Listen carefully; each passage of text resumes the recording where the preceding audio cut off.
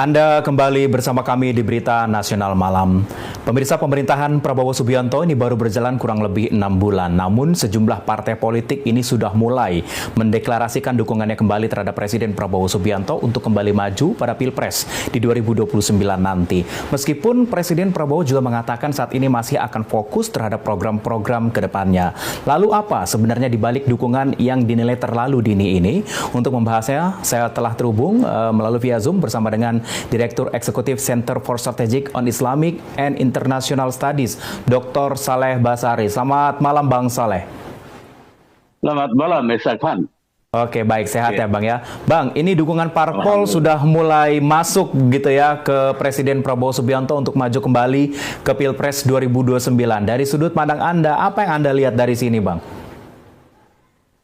Iya, pertama saya melihat bahwa ini konsolidasi yang singkat tapi sangat berhasil. 1 semester, 6 bulan pemerintahan Prabowo Gibran ini, konsolidasi baik di Senayan, di kementerian, dan juga di kekuatan sosial politik, termasuk di Angkatan Bersenjata dan Kepolisian, berjalan sangat on the track. Dan menurut saya melebihi ekspektasi banyak orang ya. Itu pertama. Kemudian yang kedua, dengan konsolidasi yang sangat berhasil itu, kita melihat bahwa Prabowo dan tim, Prabowo dan kabinetnya sangat enjoy memimpin atau menyelenggarakan kehidupan bernegara ini. Tidak ada satupun ria-ria yang berbeda di antara partai-partai koalisi utamanya, dan juga di kalangan yang non-koalisi seperti PDIP ataupun Nasdem sekalipun, juga tidak ada statement yang keras yang kemudian itu berpotensi menjadi katakanlah mengganggu atau kritik dalam sepatu pemerintahan Prabowo ini. Nah, kemudian yang ketiga, yang terakhir, saya melihat bahwa keberhasilan konsolidasi di semester pertama, di 6 bulan pertama pemerintahan Prabowo ini sebenarnya lebih pada sosok leadership Prabowo. Prabowo kita melihat, saya menyebutnya itu kalau Presiden Soeharto disebut sebagai the general, smiling general, Jenderal Prabowo ini kan menurut saya itu the honest general.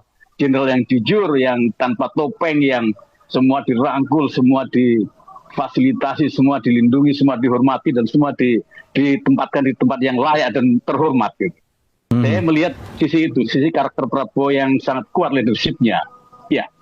Oke, baik. Tapi kalau kita lihat memang baru 6 bulan begitu, Bang, apakah ini memang tidak terlalu cepat begitu? Apakah dan ini juga menunjukkan seberapa besar loyalitas dari partai politik dalam mendukung untuk maju lagi begitu? Kita mencermati sejak era SBY, kemudian dilanjutkan Jokowi, bahwa presiden-presiden kita itu selalu presidennya adalah 2 periode.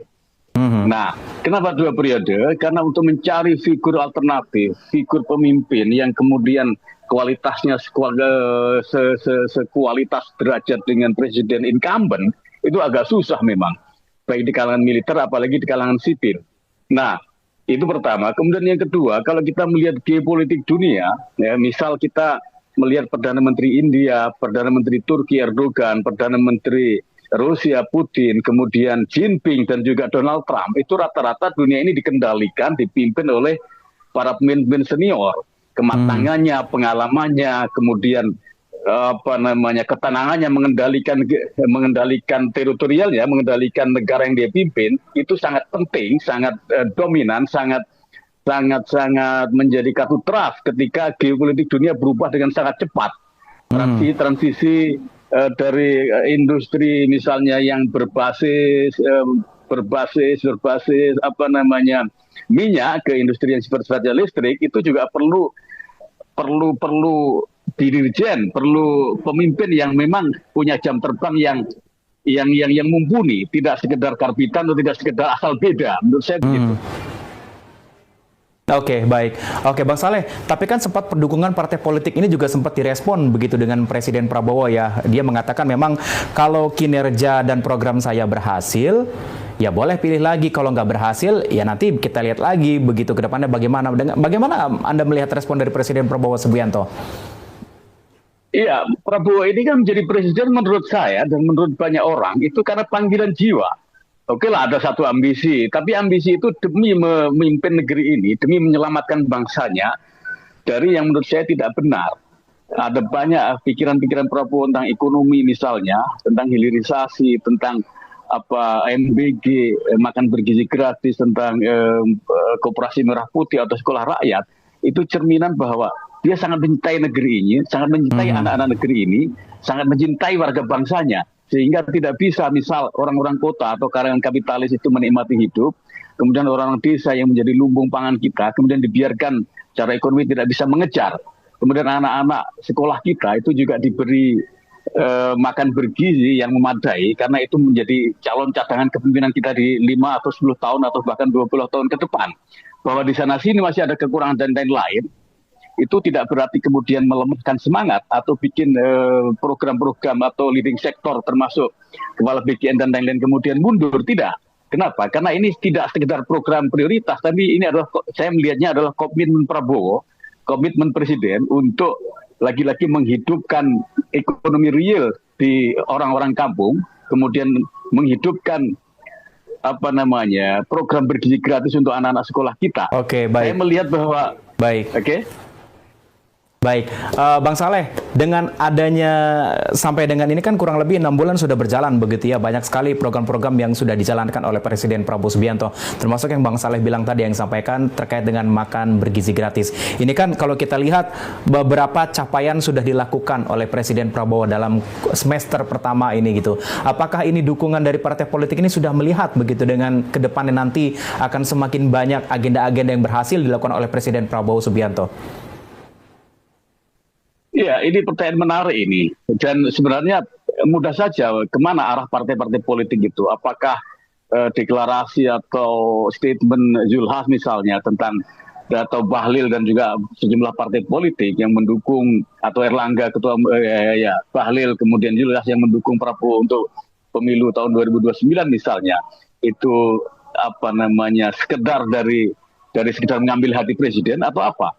Tapi kan respon dari presiden sangat bijak bahwa saya tidak berorientasi ke sana. Orientasi saya adalah kalau 4 tahun saya memimpin, kemudian saya nggak berhasil, ya ngapain saya maksain diri? Artinya apa? Artinya Prabowo lagi-lagi terpanggil untuk memimpin ini. Kalau memang program-programnya itu bermanfaat, program-programnya itu program-program prioritas itu memberi daya dukung, memberi daya saing, dan betul-betul membangkitkan harga diri dan juga martabat bangsa ini. Kalau tidak kan mending ya sudah kan gitu. Nah, kalau kemudian PAN ya. Silakan lanjutkan, Bang. Oke. PAN selama ini kan memang bersama Presiden Prabowo sejak pemilu 2009, 4 kali periode, 4 kali pemilu, PAN selalu mendukung Jenderal Prabowo. Kemudian di periode keempat baru terpilih. Kemudian kita bisa menyebut bahwa PAN ini kan koalisi struktural abadi Prabowo. Sama halnya dengan PKB atau NU, itu sebenarnya koalisi kulturalnya. Jadi meski beberapa kali PKB itu beda pemilihan ketika Pilpres, tetapi kan secara kultural mereka mendukung Jenderal Prabowo. Oke, baik. Kita akan lihat ya Bang ya, apakah memang dukungan dari beberapa partai politik saat ini yang akan mendukung Prabowo Subianto nanti, apakah hanya memang sekedar mencari yang kata di Abang bilang mencari perhatian saja, ataukah bagaimana? Semoga nanti kita lihat ke depannya dengan program-program Prabowo Subianto, semoga semakin banyak lagi yang cetuskan dan kemudian juga berhasil begitu ya, sehingga akhirnya bisa maju lagi menuju ke 2 periode. Kita lihat nanti bagaimana ke depannya. Terima kasih untuk Bang Saleh sudah bergabung bersama kami melalui via Zoom. Selamat malam, Bang.